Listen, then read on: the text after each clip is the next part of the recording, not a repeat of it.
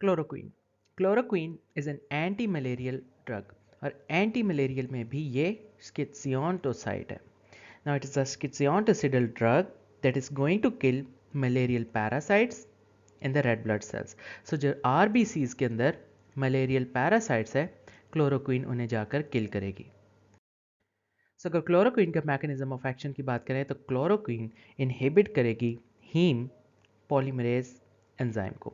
अब haem polymerase क्या है कि मलेरिया के अंदर हीम एक टॉक्सिक कंपाउंड है और हीम को जो चीज़ डिग्रेड करती है वो एक एंजाइम है विच इज़ हीम पॉलीमरेज, और हीम को डिग्रेड करके इनटू लेस टॉक्सिक या इनएक्टिव सब्सटेंस में चेंज करती है. सो अगर क्लोरोक्वीन देंगे तो करेगी क्या, हीम पॉलीमरेज को इनहिबिट कर देगी, जिसकी वजह से सारा रिएक्शन ब्लॉक हो जाएगा. हीम जो कि टॉक्सिक कंपाउंड है उसकी कॉन्सेंट्रेशन जो है वो इंक्रीज कर जाएंगी और पैरासाइट की डेथ हो जाएगी. So the toxic heme molecules accumulate and they will kill the parasite.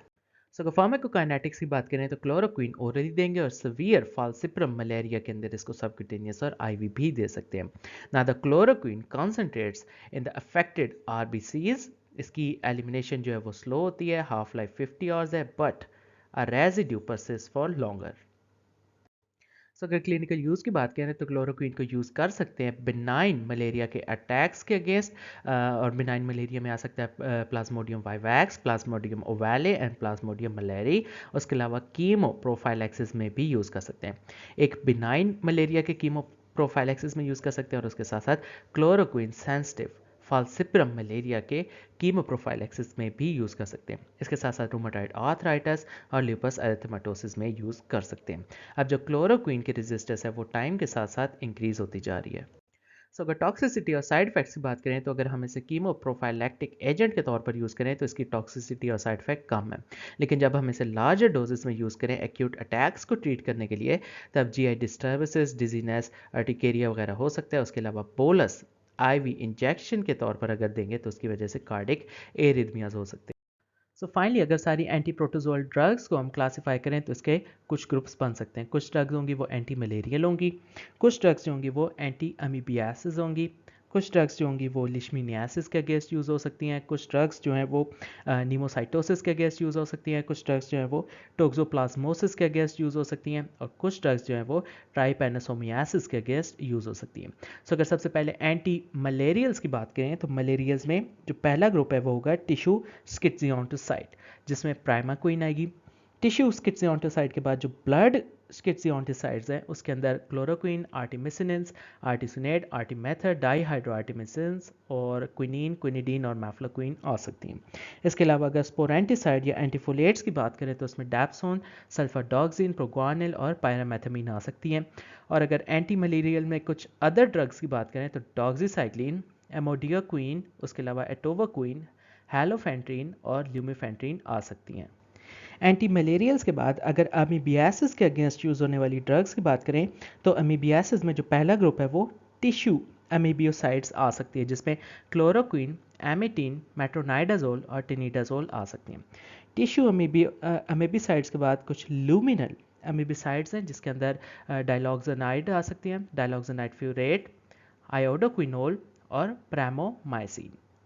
इसके बाद अगर लीशमीनियासिस के अगेंस्ट यूज़ होने वाली ड्रग्स की बात करें तो लीशमीनियासिस में हम देख सकते हैं कुछ ड्रग्स हैं वो ऑल टाइप्स ऑफ लीशमीनियासिस के अगेंस्ट यूज़ हो सकती हैं.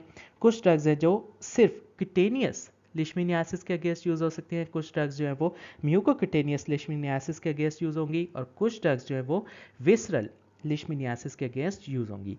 सो अगर लीशमीनियासिस में ऑल टाइप्स ऑफ लीशमीनियासिस के अगेंस्ट यूज़ होने वाली ड्रग की बात करें, दिस इज सोडियम स्टिबोग्लूकोनेट.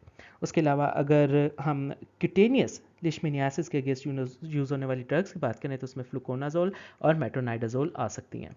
इसके बाद अगर म्यूकोक्यूटेनियस लिशमीनियासिस में यूज़ होने वाली ड्रग की बात करें तो एम्फोटेरिसिन बी, और अगर विसरल लिशमीनियासिस के अगेंस्ट यूज़ होने वाली ड्रग्स की बात करें तो उसमें पेंटामिडीन आ सकती है, ब्रोमोमाइसिन और मेल्टिफोसिन आ सकती हैं. इसके अलावा अगर न्यूमोसाइटोसिस के अगेंस्ट यूज़ होने वाली ड्रग्स की बात करें तो उसमें कॉट्रीमॉक्साजोल आ सकती है. Now this cotrimoxazole is a combination of trimethoprim and सल्फामिथोक्साजोल.